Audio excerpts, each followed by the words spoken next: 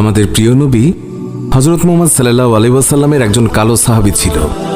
সকল সাহাবীদের মধ্যে সেই সবচেয়ে বেশি কালো, কিন্তু নবীজির ভালোবাসায় যারা জীবন দিতে প্রস্তুত সেই সাহাবীও তাদের মধ্যে একজন। প্রিয় নবীও তাকে অনেক ভালোবাসতেন। একদিন সেই কালো সাহাবীকে নবীজি বললেন, তুমি সারাক্ষণ আমার সাথেই থাকো, তাই আমি তোমার কাছে কিছু কথা জানতে চাই। তখন সাহাবী নবীজির কাছে মাথা নিচু করে বলল, হুজুর, আমার জান হাজির আপনার জন্য, আপনি শুধু বলুন কি জানতে চান। তখন নবীজি বলল, তোমার বিয়ের সময় হয়েছে, তুমি কি প্রস্তুত? কালো সাহাবী মাথা নেড়ে বলল, হুজুর, আমি এত কালো, আমার কাছে কে মেয়ে দেবে?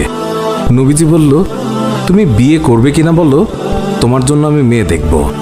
এই কথা শুনে কালো সাহাবী খুশিতে কেঁদে ফেলল আর বলল, হুজুর, আপনি আমার জন্য মেয়ে দেখবেন, আমার কাছে এর থেকে বড় পাওয়ার কি হতে পারে?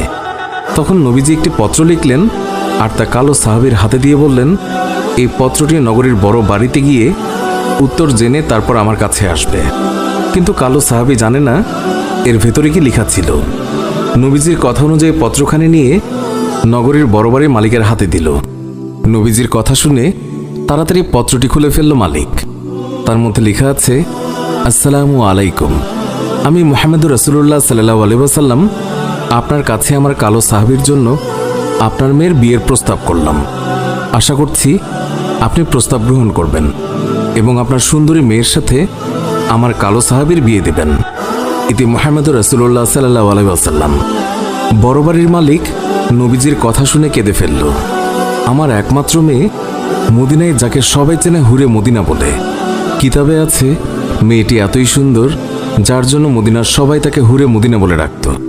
আমি এখন কি করি? নবীজি বলেছেন, এটাই অনেক আনন্দের কথা, কিন্তু ছেলেটি যে অনেক কালো। বিভিন্ন চিন্তায় মালিক চিন্তিত।